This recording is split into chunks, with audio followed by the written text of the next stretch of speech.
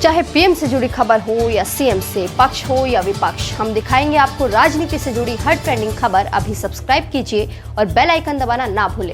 फिर भी हम मौजूदा स्थिति के शांतिपूर्ण समाधान के लिए पूरी तरह से कमिटेड हैं।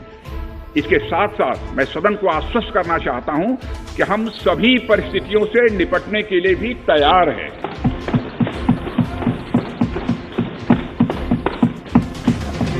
भारत और चीन के बीच तनाव का मुद्दा संसद में भी गूंजा। बीते दिन जब कांग्रेस नेता अधीर रंजन चौधरी ने चीन का मुद्दा उठाया तो कैसे स्पीकर ओम बिरला ने उन्हें रोक दिया। पहले वो सुनिए। मैं शर्माई आपकी जरिए ये सरकार को और खासकर हमारी देश की रक्षा मंत्री को ध्यान आकर्षण करना चाहता है। वह लुको ना, ध्यान आकर्षण करना चाहते हैं कि कई महीनों से सारे हिंदुस्तान के लोग भारी तनाव में हैं, क्योंकि हमारे सीमा में चीन और बिजनेस एडवाइजरी कमेटी मीटिंग होगी जब सर एक मिनट सर राजनाथ सिंह जी राजी है सर। आज भी देखिए, आज भी खबर छापी है, चाइना वाचिंग प्रेसिडेंट अब विपक्ष के इन आरोपों का जवाब देने के लिए संसद में आज रक्षा मंत्री राजनाथ सिंह पहुंचे। उन्होंने सेना के शौर्य पर शक करने वालों को करारा जवाब देते हुए चीन को भी चुनौती दे डाली। आप भी सुनिए क्या बोले रक्षा मंत्री राजनाथ सिंह। सदन को इस साल की उत्पन्न परिस्थितियों से अवगत कराना चाहता हूं। अप्रैल माह से ईस्टर्न लद्दाख की सीमा पर चाइना की सेनाओं की संख्या तथा उनके आर्मामेंट्स में काफी वृद्धि देखी गई है।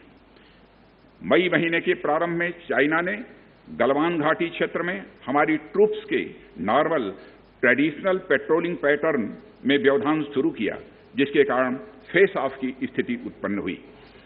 ग्राउंड कमांडर्स द्वारा इस समस्या को सुलझाने के लिए विभिन्न समझौतों तथा प्रोटोकॉल के तहत वार्ता की जा रही थी। इन कोशिशों को हमारी सेनाओं ने समय पर देख लिया तथा उसके लिए आवश्यक जवाबी कार्रवाई भी की है।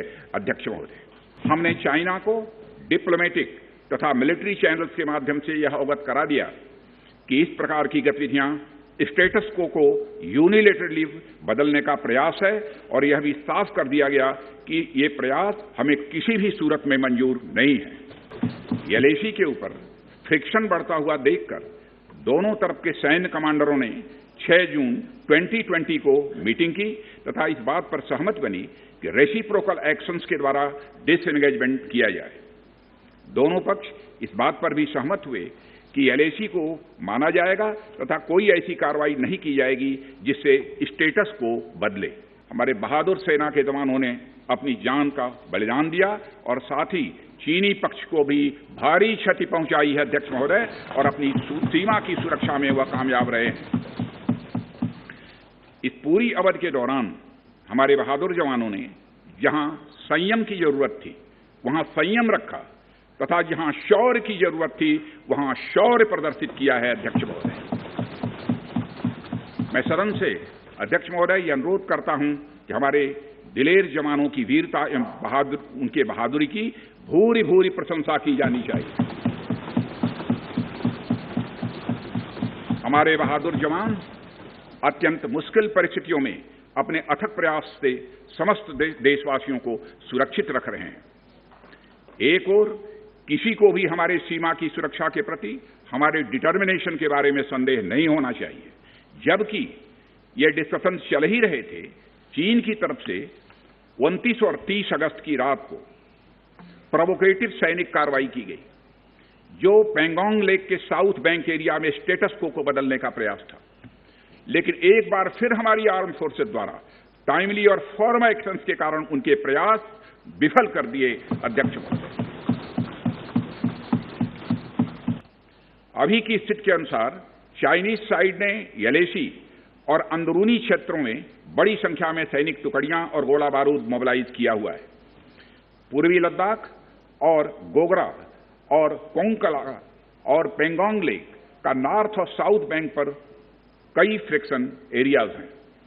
चीन की कार्रवाई के जवाब में हमारी आर्म्ड फोर्सेज ने भी इन क्षेत्रों में उपयुक्त काउंटर डिप्लॉयमेंट्स किए हैं अध्यक्ष महोदय, ताकि भारत के सिक्योरिटी इंटरेस्ट को पूरी तरह से सुरक्षित रखा जा सके। अध्यक्ष महोदय, मैं सदन को आश्वस्त रहना चाहिए कि हमारी आर्म्ड फोर्सेस इस चुनौती का सफलतापूर्वक सामना करेंगी और हमारी आर्म्ड फोर्सेस साथ ही साथ जिस प्रकार की उनके द्वारा आज भी कार्रवाई की जा रही है, जिस प्रकार से सीमा की रक्षा की जा रही है, हम सबको हमारी आर्म फोर्सेस के ऊपर गौरव है। अध्यक्ष महोदय, गौरव की अनुभूति होती है।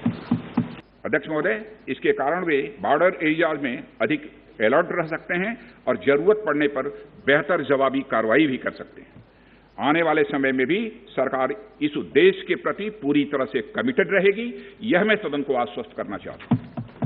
फिर भी हम मौजूदा स्थिति के शांतिपूर्ण समाधान के लिए पूरी तरह से कमिटेड हैं। इसके साथ साथ मैं सदन को आश्वस्त करना चाहता हूं कि हम सभी परिस्थितियों से निपटने के लिए भी तैयार हैं।